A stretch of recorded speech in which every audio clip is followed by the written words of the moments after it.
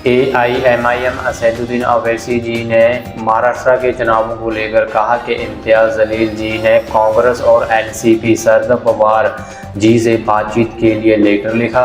साथ ही उन्होंने कहा कि महाराष्ट्र में शिंदे फडणवीस की सरकार ना बने। आगे उन्होंने झारखंड हरियाणा के चुनावों को लेकर क्या कहा, वीडियो आपकी स्क्रीन पर।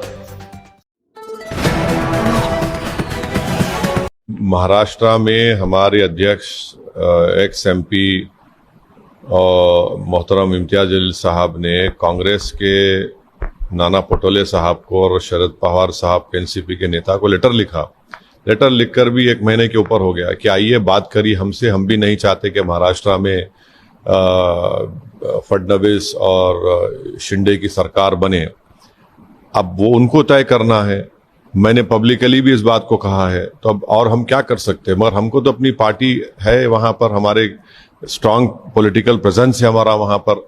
और आज से 3-4 दिन पहले जो मराठा रिजर्वेशन के एक बहुत बड़े नेता है जनाब जरंगे पाटिल साहब से भी इम्तियाज़ जलील साहब जाकर बातचीत किए, बहुत देर उनसे बातचीत हुई। तो हम तो कोशिश कर रहे हैं। अब देखिए, अब ये हर पार्टी को अपना अपना काम करना है। मगर जहाँ तक हमारी पार्टी पर लोग जो हमेशा सवाल उठाते थे, मैंने दूसरी तरफ से, जनता तो नहीं, हम तो बता रहे हैं अब ये उनको तय करना है। नहीं तो हम तो लड़ेंगे चुनाव। हमारे MLA हैं, 2 MLA हैं वहाँ पर। बैकुल्ला में हमारा एक एक्स MLA था, हम और कई ऐसी विधानसभाएं जहाँ पर हम लोग दूसरे पोजीशन पर आए थे पिछले विधानसभा के चुनाव में। तो हमको तो अपनी पार्टी के लिए तो लड़ना पड़ेगा। मानना ये है कि हरियाणा का इलेक्शन कांग्रेस पार्टी को जीतना चाहिए था बड़े आराम से, वो नहीं जीत पाए।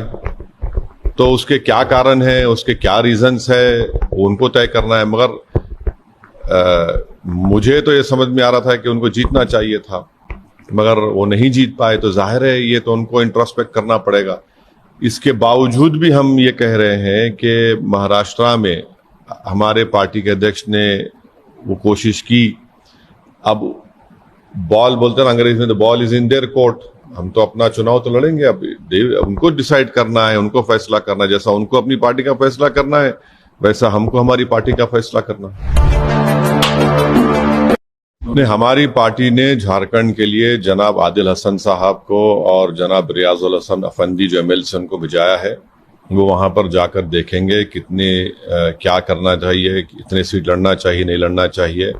और फिर अख्तर उल ईमान साहब बिहार में भी बाई इलेक्शन है, यहाँ पर भी वो भी इसके जिम्मेदार रहेंगे। जहाँ तक महाराष्ट्र का मामला है, हमने 5 कैंडिडेट्स का ऐलान कर चुके हैं। और भी कैंडिडेट्स के ताल्लुक से हमारी इम्तियाज़ जलील साहब की, अकबरुद्दीन ओवैसी साहब और जितने हमारे बड़े नेता हैं उनसे बातचीत चल रही है। ये टाइम बहुत कम है और हम लड़ेंगे महाराष्ट्र का चुनाव। हमारे 2 विधायक वहाँ से ऑलरेडी जीत कर आए, 2 हैं। हमारी कोशिश होगी कि हम और हमारे विधायक की संख्या को बढ़ाएं। और साथ ही साथ हम ये भी उम्मीद करते हैं कि महाराष्ट्र की जनता दोबारा फडणवीस शिंदे की सरकार को अपना एतमाद नहीं देगी। मगर हमारी पूरी कोशिश यही है कि MIM पार्टी के MLAs की तादाद में इजाफा हो। इम्तियाज़ जलील की लीडरशिप में हमारे ज़्यादा तादाद में MLAs जीत कर महाराष्ट्र की विधानसभा में गरीब और मजलूमों की आवाज़ को बुलंद कर सकें, उनकी इंसाफ की लड़ाई को लड़ सकें। और हर समुदाय का एक सियासी आवाज़ होनी चाहिए, वो कोशिश कर रहे हैं। सर, यूपी में भी तो हम हमारी बहन मोहतरमा पल्लवी पटेल साहिबा के साथ इस चुनाव में जाएंगे, लड़ेंगे। और जहाँ तक मुझे हमारे उत्तर प्रदेश के अध्यक्ष ने बताया है कि 2 सीट पर हम लड़ेंगे और बाकी सीट पर जो हमारी बहन पल्लवी पटेल तय करेगी वो लड़ेंगे। मगर हम लोग साथ मिलकर लड़ेंगे ये by election. Thanks for watching this video. ऐसे ही और वीडियो के लिए हमारे फेसबुक पेज को फॉलो करें, लाइक करें और यूट्यूब चैनल को सब्सक्राइब करें। साथ ही साथ बेल आइकन को जरूर प्रेस कर लें ताकि आने वाली हर वीडियो का नोटिफिकेशन आपको मिलता रहे।